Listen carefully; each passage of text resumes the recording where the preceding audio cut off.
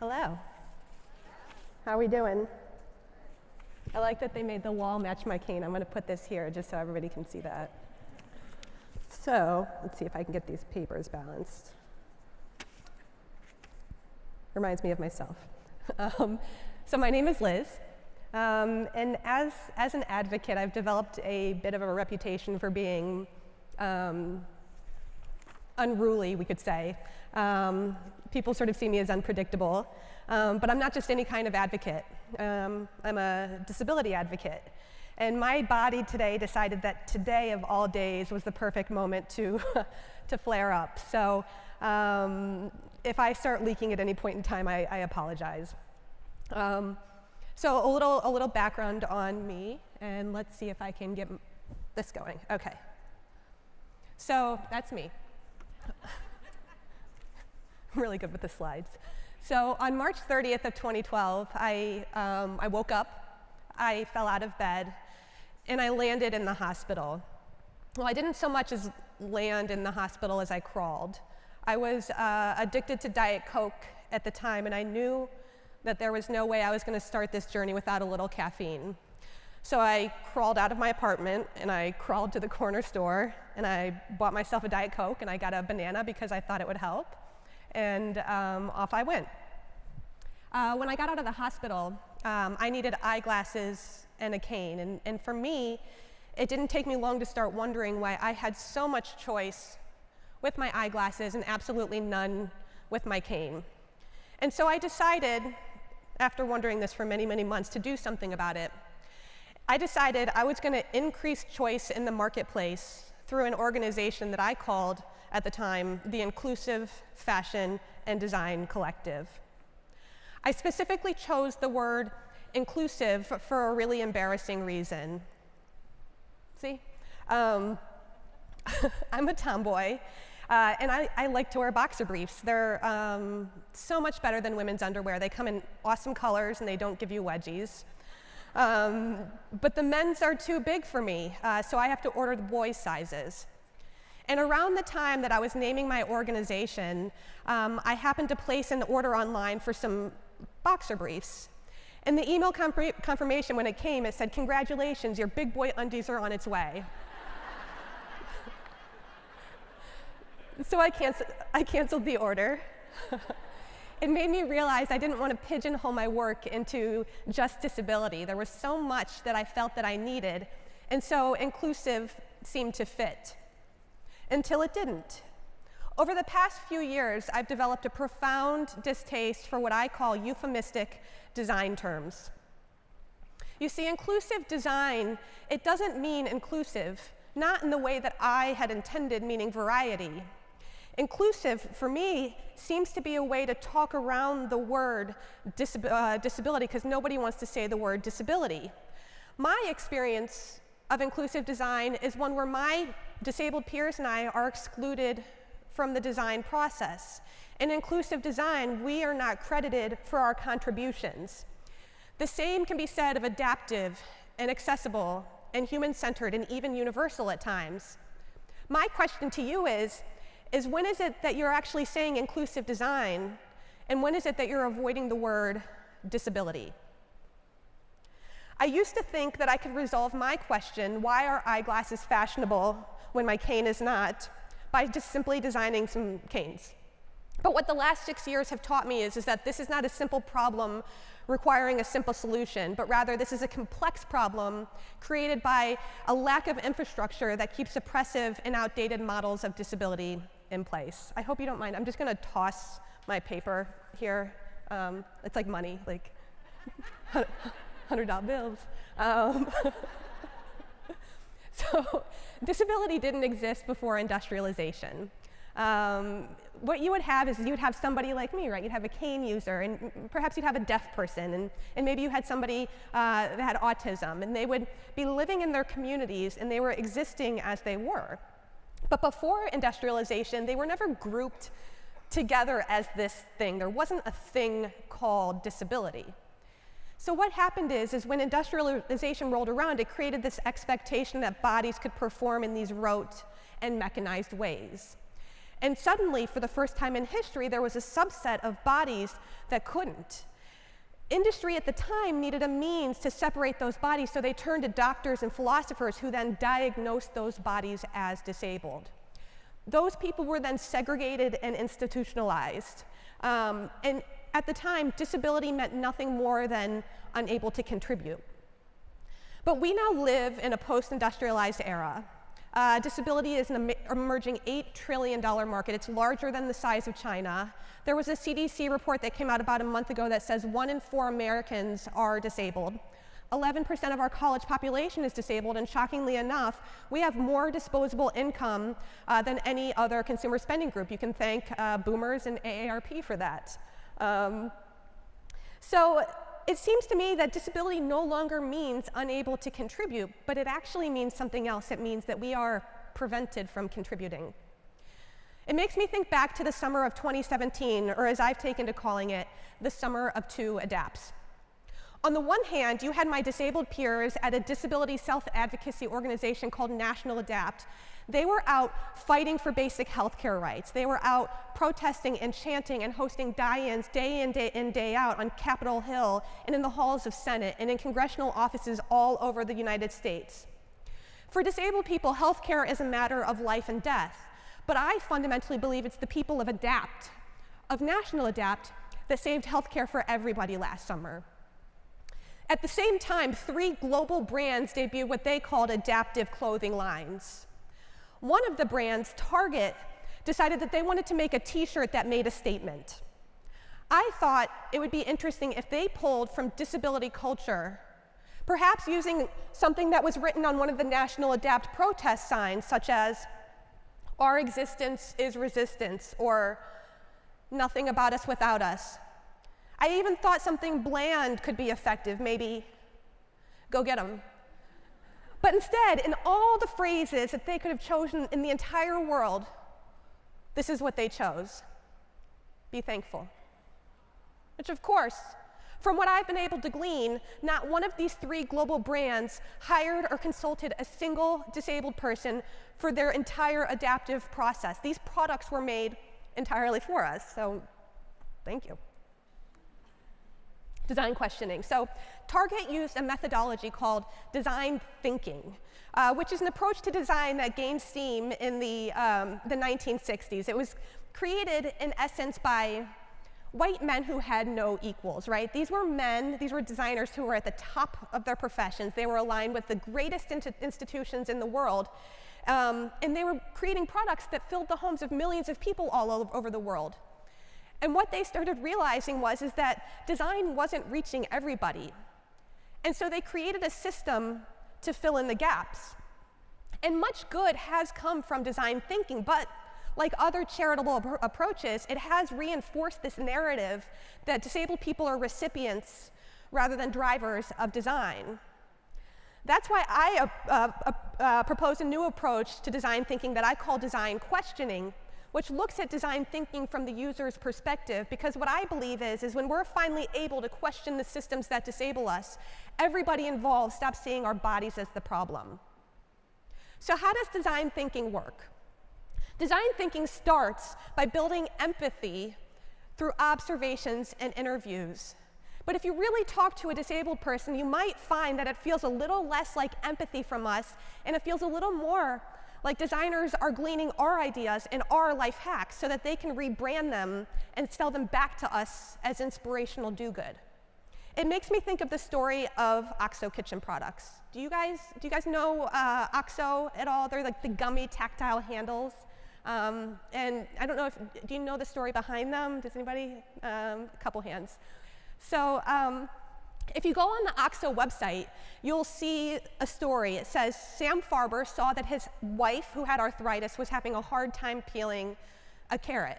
And so he decided that he was going to make a carrot peeler that was easier for her to use. Thus, the birth of Axio. I always sort of had my own, sorry, $100 bills. I always had my own sort of curiosities about Axio. It just seemed like such a simple story. And I was lucky enough, I have a mentor, his name is Tucker Veermeister. I call him the world's most industrial designer. And he happened to, he created good grips. He invented the grip of Axio. And so the one day I decided to ask him, I said, Tucker, can you tell me about Sam's wife, Betsy? And Tucker said to me, he was like, oh, yeah. He was like, she was around all the time. Did you know she was a designer? And I said, no, I didn't know she was a designer. And I started thinking about it, and of all the female designers I know, I can't think of a single one that would just let their husband inspirationally make a carrot peeler. So I decided to call up Betsy, and I said, Betsy, can I ask you about Axio? And the very first thing she said to me is, I'm going to go down in history as being Sam's lowly, crippled wife, when it was actually my idea in the first place. Empathy. But back to design questioning. So step 2 of the design thinking process asks the designer to define a problem, but because disabled people are so rarely involved in the process, it's oftentimes us that gets defined as the problem rather than the problem getting defined as the problem. It becomes about what we can or can't do rather than how something does or doesn't work for us. And so now you have our insights gleaned, and we're defined as the problem, and now designers are expected to enter this iterative process of ideation, prototyping, and testing, which I now argue leads to the unacknowledged 6th step of design thinking, or as I call it, design questioning, design thinking, because, well, thank you. But the thing is I am thankful. Right? I'm thankful for my disabled peers who put their lives on the line day in and day out to demand access and equity. And I strive every day to return the favor by creating space in the marketplace for us. While my disabled peers at National Adapt were out on the front lines saving healthcare last summer, no media would talk to them. On occasion, they would talk about them, saying things such as wheelchair users being bound to their wheelchairs. But the thing is we don't think that we are bound to our assistive devices. For us, our assistive devices are an extension of our bodies. If you talked to my friends, you might realize it's not our bodies that's the problem, it's literally everything else. I recently asked my friend Greg Bertrand, here's him getting arrested during the National Adapt protests, if National Adapt was the first disability self-advocacy group, meaning for us and by us. And this is what he said. In addition to DIA, People First, and NFB, there were a bunch of local disability-led community coalitions that popped up in the early 70s, led by people who had escaped institutions. ADAPT's own Gang of 19 started this way. So remember the term escaped institutions because it's funny, not ha-ha funny, but more holy shit funny when you realize this is how Zappos debuted their adaptive clothing line during the summer of 2 Adapts. The special needs community is no longer an institutional community. They're out living among us. They follow trends from music to social media to fashion. They want and deserve to dress like everyone else in their age group, and now they can do it themselves. It's like they. Guess who didn't consult disabled people? I want to tell you more about National Adapt, though. In the 1970s, Adapt's own Gang of 19 did something very radical. But you have to understand, they looked very radical. Remember what Greg said, that these were people who had just escaped institutions. And so you had these people who looked radical in society, and they decided that they wanted something radical. They wanted access. And they went about it in a very radical way. Look, they parked their bodies in front of buses, and they laid down in intersections to demand bus lifts on buses. And at the time, society was incredibly frightened, right? It's radical, it's scary. But as time passed, so too did everybody's sort of ideas on this. They evolved, and slowly people started thinking, yes, buses should come with bus lifts, and then buses did start coming with bus lifts. And it became so powerful that in the 1990s, when the ADA passed, the Americans with Disabilities Act, they made sure to write bus lifts into the ADA. And while it was a wonderful success, it does make me realize something else, which is that the second that policymakers put pen, ink to paper saying that bus lifts should come in buses, they also had inadvertently done something else. They wrote disabled people out of the process. Right? National Adapt was no longer needed in the thing that they had fought so hard for. And it makes me realize how much me and my disabled peers are actually advocating for our own exclusion by advocating for our inclusion. It makes me think about how frequently the things that we radically fight for become things that are empathetically done for us. And so rather than designing some canes, I've honed in on trying to resolve this conflict. How do we sustainably advocate to participate? This is why I changed my organization to the Disabled List, which started out as a list of highly curated, creative, disabled experts who are available to consult. And I hope this begs the question for you of how I select people for the Disabled List. In disability, everyone always thinks that there's a right way to do something, right? But I don't know if you've ever noticed, but the right way isn't determined by us. It's determined by the people who make money off of us.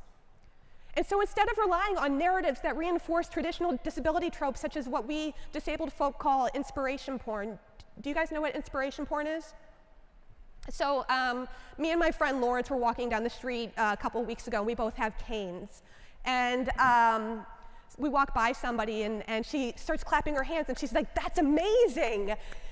And what she didn't realize was that the only amazing thing that happened was that 3 seconds later, we just railed on her.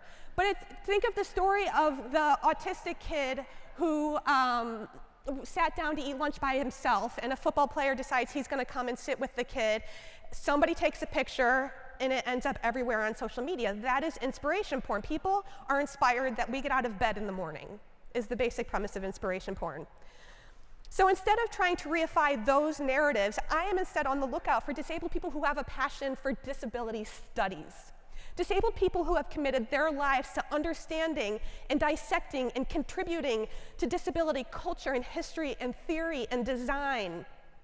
And because I have honed in, I feel so honored to have these disabled experts, these scholars, these advocates, these creatives, entrusting me with their reputations. I now spend a lot of my time making sure we're not being asked to consult on projects that reinforce our own oppression. A couple of years ago, I was asked to speak on a diversity and inclusion panel. It was a diversity and tech panel. And I remember before I went on stage, there were 3 black men that took the stage before me. And they said, each of them, that while it's not happening fast enough, tech is making every effort to diversify. And so while the process is a little too slow, there are more black people in tech. And so black men feel that they want this process to continue. And then after them, a group of lesbians got on stage. I was sort of sad I wasn't included, but whatever. They say the same thing, right? It's not happening fast enough, but tech is making every effort to diversify, right? And so while it's not happening fast enough, there are more lesbians in tech, and they hope that this trend continues. And then I get on stage. I'm like, yeah, tech is making every effort to diversify, but they're bringing disabled people into programs that are trying to fix or cure us. What tech is inadvertently doing is de-diversifying us through our own supposed inclusion. There's this presumption that we're simply waiting around for a savior to come along and fix us, or to fix a thing for us. But I've actually never wanted that. I've wanted something else entirely, and I've only really found one way to articulate that. So I don't know if you ever sort of read something and it just rocks your whole world and you can't stop thinking about it. But that happened to me a couple of years ago when I read this article called How Subarus Became the Car for Lesbians. It helped me put into words what I was trying to do, and the article has actually become a cornerstone for my goals for the Disabled List. So the story is completely hilarious. Has anybody here read it? I just Google it. It's super funny. So what happened was, Subaru first realized that there were some lesbians who were, there were these lesbians that were buying their cars, and so they decided they wanted to market to them. And so they needed to convince Japan, and in order to convince Japan, they realized they had to use the word gay because it would translate as happy.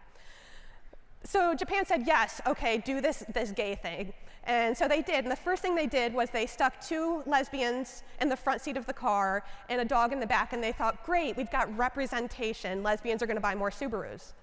But what the disability community can tell you is that representation doesn't really work, not when it's as simple and lacking in complexity as that. And so no more lesbians bought the Subaru. So Subaru went back to the drawing table, and they decided, we're going to wink at our lesbian consumers.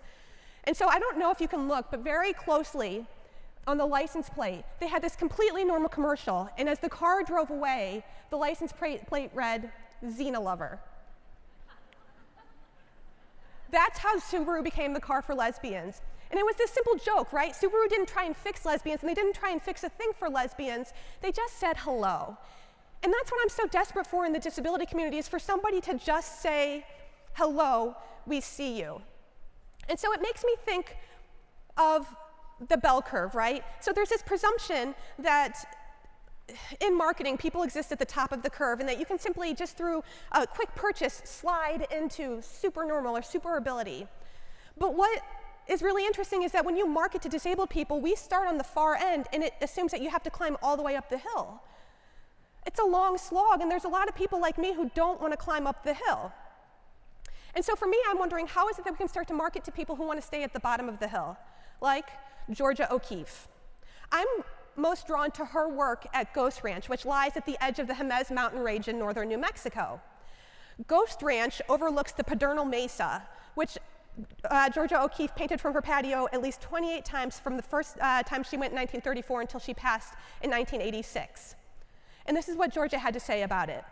"It's my private mountain. It belongs to me, and God told me if I painted it enough, I could have it." And even though when Georgia O'Keeffe passed and her ashes were scattered atop the Pedernal Mesa, it still makes me realize she could have never painted this from up there. And so I wonder what could happen if we built our own Ghost Ranch and invested in some infrastructure at the bottom of the bell curve. Could the whole mountain belong to us? But back to Subaru. I remember when I first read the Atlantic piece, I found myself wondering if it was gay guys or lesbians that wrote this joke. Like, I knew it had to be one or the other. And the mere fact that I wondered was telling, because I knew that gay people were involved. And when I discovered that some gay guys had come up with this joke, I just laughed. It made the entire wink feel like a sibling tease. There was an element of twisting the knife. It's that tension that we crave. So often, initiatives from marginalized communities are approached through empathy, but this simple gesture shows that empathy isn't necessarily what sells. I shared this talk with my partner at the Disabled List, and he described this thing I'm trying to articulate as a tease, as knowledgeable fearlessness, in response to what he says is a careful aggrandizing of the disabled experience mixed with fragility, treating disability as a china teacup. What we're both trying to say is that we are fearless, and we want you to be confident when you approach us, but that means you have to talk to us. That's why I felt the need to start facilitating this idea of designing with disability rather than for disability. So I created a WITH fellowship, which partners creative disabled people with top design studios and creative spaces. And what I didn't realize until I got started was how hungry both sides are for this knowledgeable fearlessness. I remember on my first call with Betsy Farber, creator of Axio kitchen products, we both found it hard to hang up, right? Because we had sort of tuned into this thing with each other. But we hung up. And when afterward, I was just sitting there because I didn't know how to continue with my day, when an email popped up in my inbox. It was from Betsy. She said she'd been reading The Medusa and the Snail by Lewis Thomas, and this quote made her think of me. "Biology needs a better word than error for the driving force in evolution. Or maybe error will do, after all, when you remember that it came from the old root meaning to wander about looking for something." I suppose what I'm learning is knowledgeable fearlessness has nothing to do with knowledge, and actually everything to do with a playful and confident curiosity. And so what I want to convey to you today is the next time you think you know something about disability, question it. Because what you might find is that we're all Betsy Farbers. Thank you.